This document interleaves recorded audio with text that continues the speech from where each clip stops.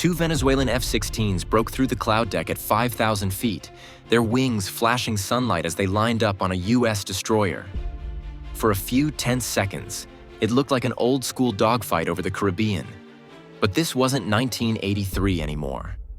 The USS Jason Dunham's Aegis radar was already tracking every move, every vibration of those jets, like it was reading their biography in real time.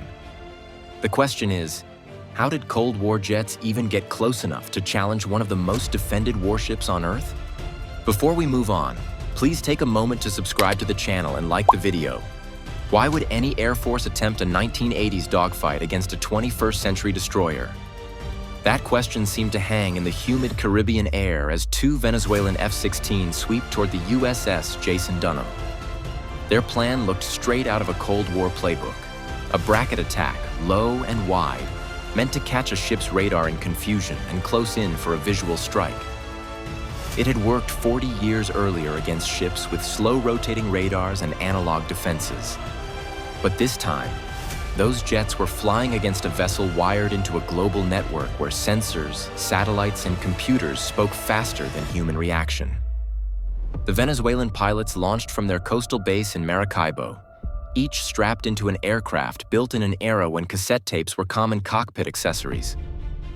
Their F-16A Falcons were relics with tired airframes, worn radar arrays, and flight computers that still clicked like mechanical watches.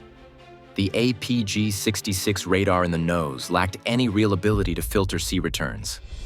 Every time they skimmed near the surface, the screen filled with a haze of blind echoes, showing phantom waves instead of a ship. The radar had no adjustable sea search mode, no frequency agility, and could be jammed by almost any modern system. Without GPS integration or Link 16 data links, their navigation was mapped on paper charts taped to their kneeboards. Fuel states and headings were passed between cockpits by hand gestures, a method not seen in modern combat for decades. Each of those moments, seconds lost to uncertainty, gave the Jason Dunham's Aegis system an amplified advantage. In the ship's Combat Information Center, the spy radar had already painted both aircraft as solid contacts. With its phased array antenna sweeping electronically rather than mechanically, it tracked their altitude shifts, throttle inputs, even the slight roll adjustments on their wings as they maneuvered. Downrange, the Venezuelan lead pilot began his attack run, descending to 5,000 feet in an aggressive dive. He inverted briefly, trying to acquire a visual lock on the destroyer's outline through the haze. But as he switched scan modes, the APG-66 radar went blind.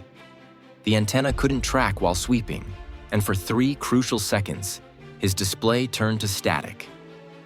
In that silence, the pilot didn't know that Jason Dunham had already modeled every vector of his approach.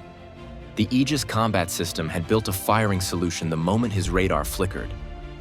What he saw as fogged green noise on his CRT screen, the American crew saw as a full 3-dimensional track, complete with velocity vectors updated 30 times per second. The F-16S carried AIM-9L sidewinders and 20mm cannon rounds. Effective against other aircraft, but useless against a destroyer's steel hull. The sidewinders' infrared seekers were tuned to lock onto engines burning at 1,000 degrees Celsius, not a ship's exhaust barely above 200. Their only real option was a strafing run, an act of primitive bravado that stood no chance against layered missile defenses and automated countermeasures. One pilot throttled up to full afterburner. The other held reserve thrust to stay just below radar horizon. Yet both tracks were already displayed on Aegis screens in perfect clarity, their every move decoded as if the system were reading flight instructions over their shoulders. Then came the moment when old machinery met new reality. As the lead aircraft pitched up to correct a dive angle, a low pop echoed through the intake. A compressor stall, the kind that plagued jets with engines long past service hours. He leveled off instantly, scanning an instrument panel that showed more vibration than thrust. Below him, the destroyer continued on course, unmoved, its weapons still cold. The attack was over before either aircraft fired. The Jason Dunham had recorded, analyzed, and neutralized the threat in silence. What followed would show not only the limits of obsolete weapons, but the widening gulf between eras of warfare where data, not distance, defined survival. Inside the Jason Dunham's Combat Information Center, there was no shouting, no sudden rush for buttons.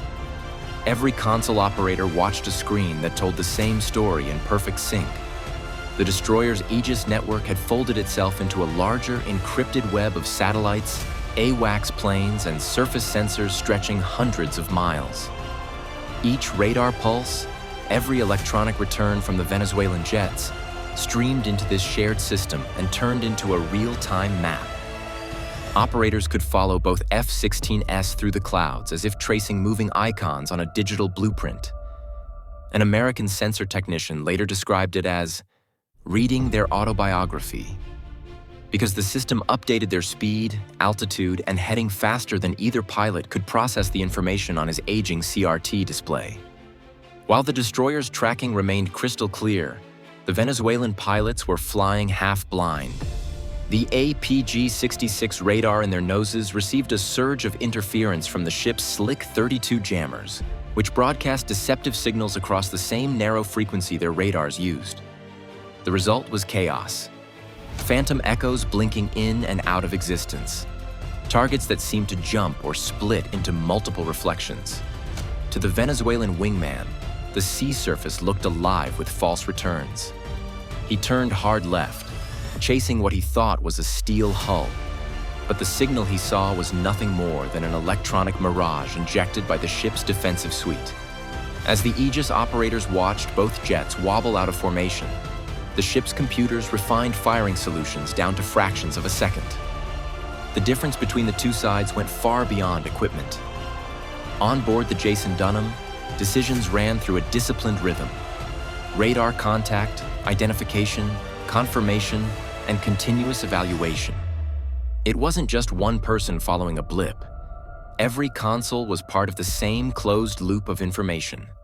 The targeting data handed from the main radar array was verified by sensors fed through the data link with an orbiting AWACS. Together, they produced a seamless picture of two F-16s struggling against a digital horizon that kept rewriting itself faster than they could react. The destroyer's crew didn't need to shout warnings. Their screens were calm, glowing with certainty, while several hundred miles of electronic infrastructure quietly boxed the attackers in. For the Venezuelans, confidence faded with each pass. Their Sidewinder missiles couldn't lock onto anything. The infrared seekers looked for the intense heat plumes of jet exhausts, around 1,000 degrees Celsius. But the destroyer's engines emitted only mild warmth, masked further by ocean spray. Even at their maximum range, the Sidewinders weren't designed to hit ships. They would lose lock before reaching a target that cold. The onboard guns, a last resort weapon, offered no realistic hope. To hit a warship from that altitude, the Venezuelan lead would have had to dive straight into the envelope of the destroyer's close-in weapon systems, turning his aircraft into a moving beacon for radar-directed cannons. By the time both F-16S banked away, the destroyer had already gathered hours' worth of signal data. The encounter ended without smoke or missile trails, only a pair of diminishing radar pings heading back toward the Venezuelan coast. That short exchange made one fact impossible to ignore. Airspeed and aggressive tactics no longer defined victory. The Jason Dunham's true weapon was awareness, an invisible shield woven from data that no analog cockpit could outfly. The failed attack never reached the point of contact.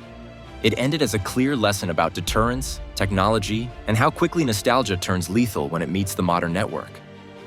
In modern battle zones, sensors exchange data faster than people can blink. That speed leaves old aircraft with no role except as moving targets. The Venezuelan F-16S showed what happens when outdated jets face systems designed to think for themselves. Aegis didn't simply defend a ship, it transformed the very nature of combat. The destroyer didn't win through firepower so much as through awareness, anticipating outcomes long before weapons were armed. For modern militaries, information has become ammunition. Without that digital edge, legacy firepower becomes background noise. powerful but irrelevant against the connected network that defines warfare today.